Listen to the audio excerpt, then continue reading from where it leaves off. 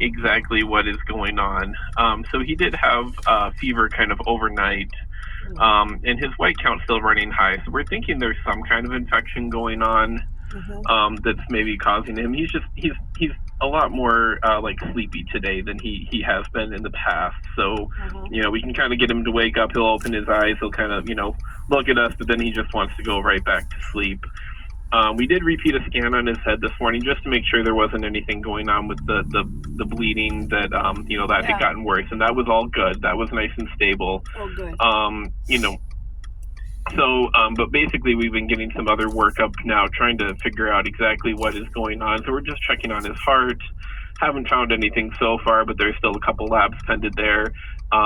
We did get an x-ray, and there's a little spot that looks like it may be a little bit of persistent from that pneumonia that he had earlier. Yes. And so we've got him on some antibiotics. We're kind of putting him back onto kind of the original antibiotics he was on. And then hopefully as we get some more answers, we can narrow things back down a little bit more. But he is moving. So I don't know. He overnight, at least before I came on this morning, he had moved out of the ICU. Yes, I know. I was there.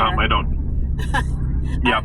And so he moved on to the regular med surg floor, and just with the way he is right now, we're actually moving him again, and we're moving him into what we call an IMC. It's kind of an in-between level between the regular floor and the ICU, so it's where they can do a little bit more, a little closer monitoring, but it's still not quite to the level of the ICU. And that's just so we can keep a little better eye on his heart rate, his, respirations, or his breathing, those types of pieces, until we kind of figure out exactly what's going on with him. Hi, this is Amy. I'm Roy's daughter. That's where he was supposed to go. Originally he was supposed to go there. That's not where he was in 521? Yeah, so 521 is just a regular med surg room, and I'm not sure why he why he ended up there versus the IMC. I was talking with the attendant, and we were both a little, ideally we like these, patients that move out of ICU to go to that in between, but he did not end up there, and I'm not sure exactly, I wasn't involved in that process. Yeah. So that's where he's heading now, though. So he's going to be heading down to the fourth floor. It's R4, and I believe it's 406 is where they have him slated to go right now, although you can certainly, if you're on your way here, you can check in with the desk, and they can let you know if he's still up on 5 or if he's gone down to the fourth floor. All right, we're about a half an hour out. No, I think we're a little further half than that. Half an hour out, okay. I think it's a little longer. And I know right now they're having to clean the room that he's going into, so I don't know exactly how long that will take to happen, but the nurses, they're aware of, what's going on. They're keeping a good eye on him, in the meantime while we wait for him to move. So they've been, they're doing what we need them to, until he can get down there. Okay. Is he speaking at all, or is it garbled? I haven't really had him. He hasn't said anything to me, and I don't think the nurse, it doesn't sound like he's really said a whole lot. He'll kind of wake up, he'll look, it seems like he's, at least aware of what we're saying and what's going on, but I think he's just so tired, he just wants to, go back to sleep. Yeah. Rather than, say anything or do much more than that. So, to me it seems like somebody, who's just not feeling really well, which, is definitely a big change from where he was. Yeah. But we did rescan the head, so at least we know it's not that, which that's always a concern anytime you have a head injury and a bleed. Yeah.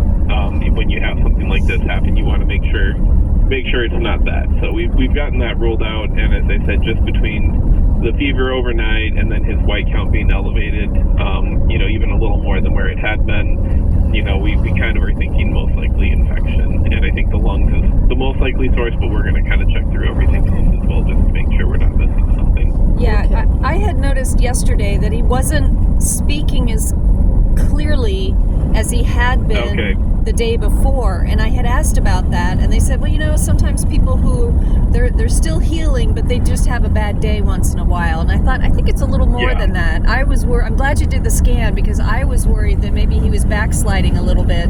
So I'm glad to hear the scan is still stable, but because that was my true worry. But I'm definitely noticing, because he knew who his wife was. He kind of knew who I was. But then yesterday, it really seemed like he went backwards a little bit, and I was very concerned about that. because he just that wasn't. may have been, those early signs of, once again, kind of what we're seeing now today, a lot more pronounced. So, and it is hard because, sometimes you do get these head injuries that, they do just have kind of an off day, and then the next day they'll be back to normal. But in his case, it seems like it's been Well, thank you. quite the opposite. Thank you very much for being on top of that. We're probably about 45 minutes out. We will be there. Okay.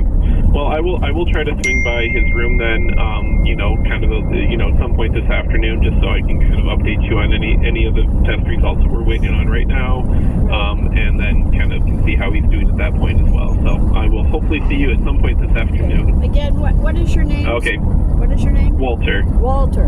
Okay, Walter. We'll see you. Thank you. Yes, thank okay. you. You're very welcome. Drive safe. We will. Thank you. Bye bye. Yep. Bye.